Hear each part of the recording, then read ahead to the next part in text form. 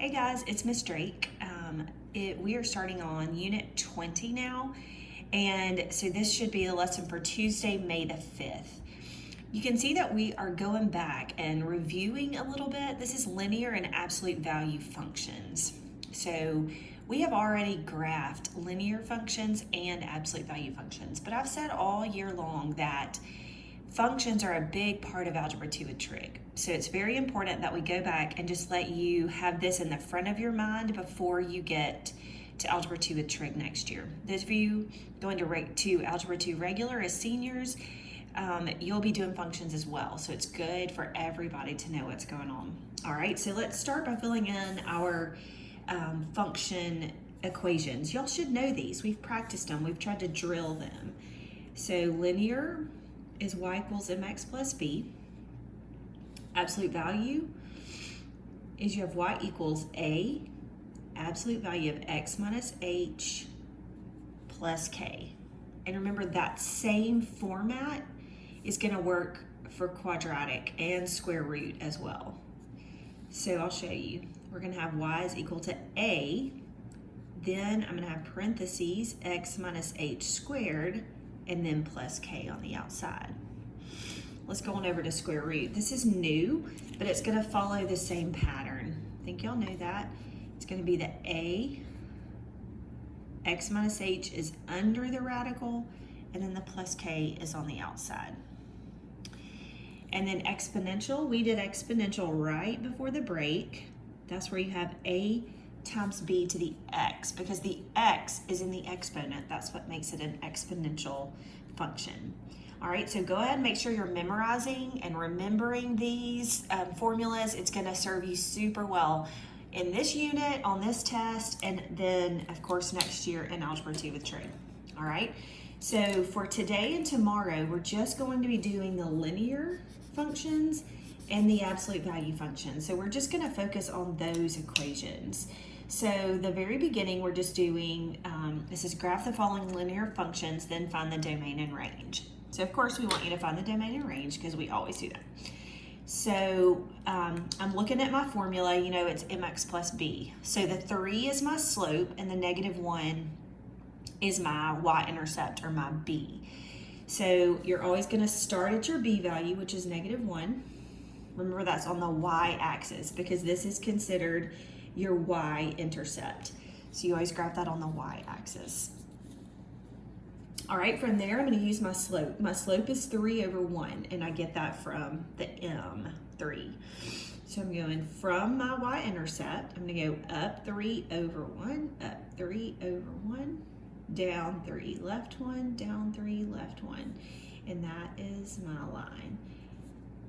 Every time when I finish a line, the first thing I do is I think, okay, it's rising to the right. Is my slope positive? And yes, it is. All right, so I know that this is a positive line because it goes up to the right. Domain and range for linear functions is super easy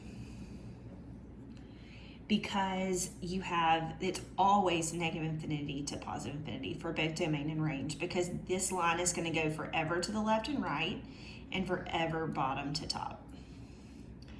All right, now let's go on to this one. I know that my y-intercept is at -3. And then I notice that my slope is -1/2. So that means my line is going to fall to the right. So I'm going to go down 1 over 2, and it sure does. It's falling to the right as I do that. Remember, you can do the opposite. You can do up 1, left 2 as well. That is the line. My slope, my domain and range are negative infinity to positive infinity because it is a line. All right, the next one, it looks funny. This is just a basic line. You can write the +0 on the outside if you choose.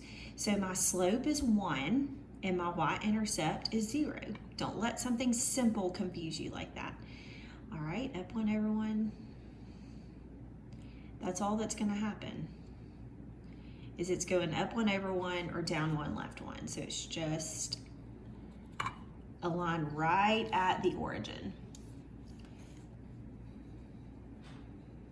I did not shift that line around on my graph at all. Domain and range are negative infinity to positive infinity, just like the rest. All right, now number 4 is a little different. So number 4, it's different enough, I might do it in a different color. So it is representing either horizontal or vertical line. So you have to stop and think, okay, I only have one variable, I just have the y. So this one is going to be a horizontal line because it is a y equals equation, and so we know it's hoi. All right, so I know this is horizontal and it's going to cross at -4. So at -4, I know I'm going to have a horizontal line right here. Okay, if it was x equals -4, I would have had a vertical line at -4. So depending on what your variable is, that's going to help you to determine horizontal or vertical. All right, so for my domain and range, it's a little different. Domain definitely goes forever to the left and forever to the right. So it's still negative infinity to positive infinity. But the range, it will never be anything but -4. No matter where I am on this line, my y value is always going to be -4. So all I'm going to do is draw one little bracket and put -4 in it, because that's the only thing that the range or the y value will ever be. All right, number 5. I see that I have nothing added or subtracted, so it's not moved it up or down at all. It has not shifted my line. So I know that's +0. So my slope is 1/3, so I know it's going to rise to the right. So I'm going to start at 0, up 1/3, up 1/3. Then I can go down 1, left 3, down 1, left 3.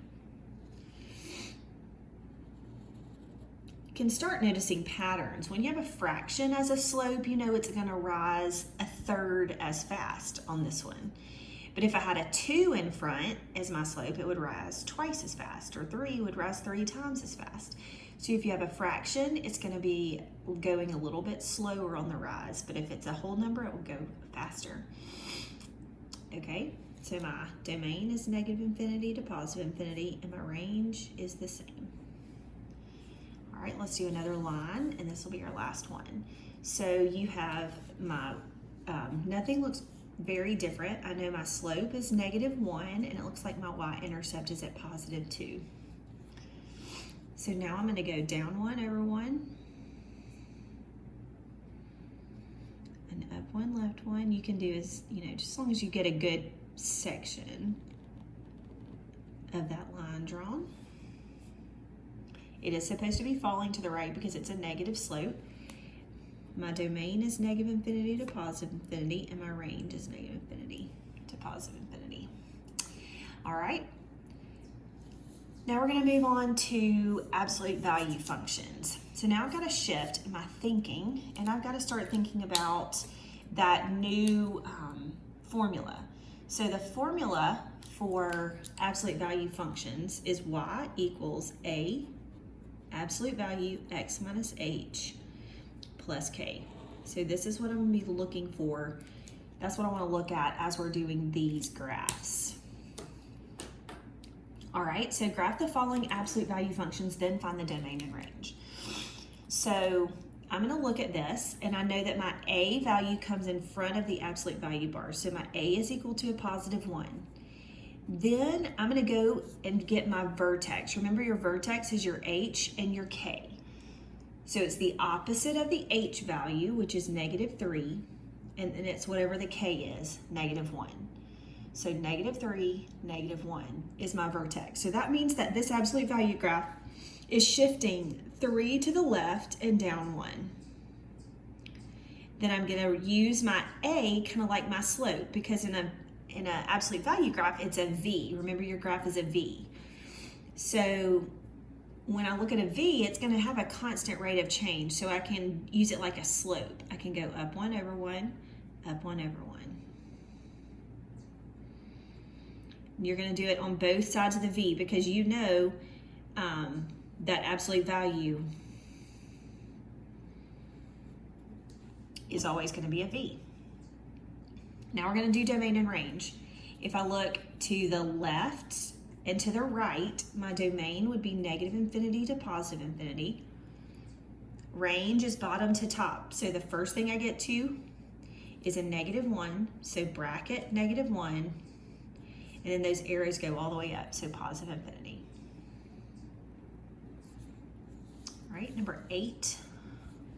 I'm going to go ahead and add a +0 in the back for the K value. I know my A is a -1 in front, and then I'm going to find my vertex point. That helps me know how this graph shifts. Take the opposite of H, so that'd be a +4, and then K is 0. So I'm going to go over 4, up 0 to get started. That's how I shifted my vertex. Then I'm going to go down 1, left 1, down 1, right 1, and I can just keep going, keep doing that. This one opens down because the A value is negative. All right, so my domain is -infinity to positive infinity because it goes forever to the left and forever to the right. Then bottom to top. It starts out at -infinity down here at the bottom because the arrows are pointing down. So -infinity, and it stops at 0. Bracket. All right, number 9. Number 9, my A value is 1, and my vertex is at 0, 2. 0, because there's nothing added or subtracted to the X, and then 2 on the outside. All right, so I'm going to start at 0, 2, and I know I'm going up 1 over 1.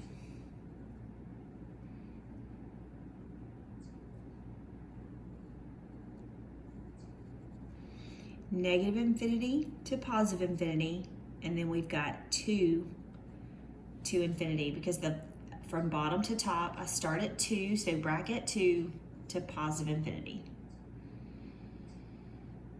All right, so that's absolute value.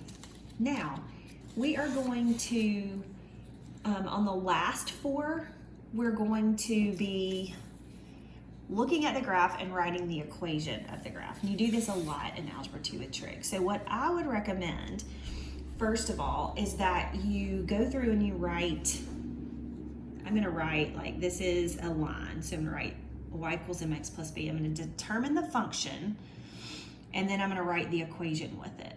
Okay? So I know that that one is y equals mx plus b. I know number 11 is absolute value, so it's this function. Got another absolute value one for number 12.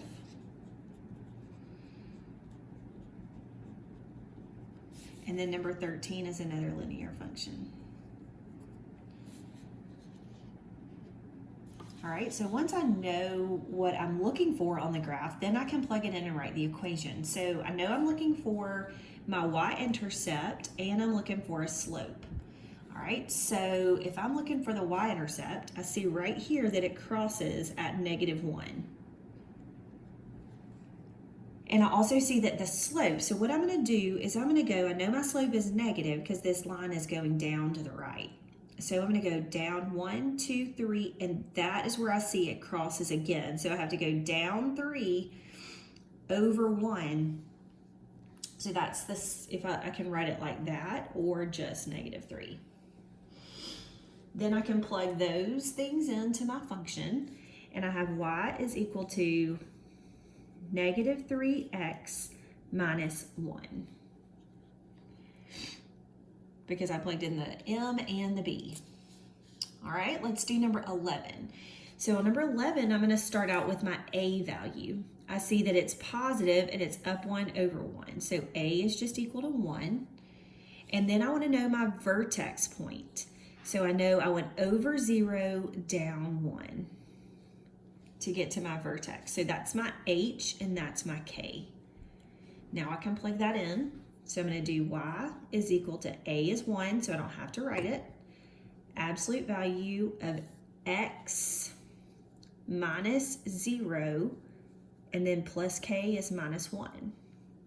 You can write it like that, or you can just say y is equal to the absolute value of x minus 1. Either one of those is fine. All right, just a couple more. So number 12, I need to find the a value. So I know it's negative because it opens down, and it's just down 1 over 1, down 1, left 1. So it's just A is 1, sorry, negative 1. Then I need to find my vertex point. So I'm going to go left 1 and down 1, 2, 3. So that point is negative 1, negative 3 for my vertex. So remember, that's your H and that's your K. So if I plug those in, that's going to be y is equal to negative, you can put a 1 or you don't have to, x, and then I'm doing the opposite of h because it's minus h. So that's going to be x plus 1 minus 3.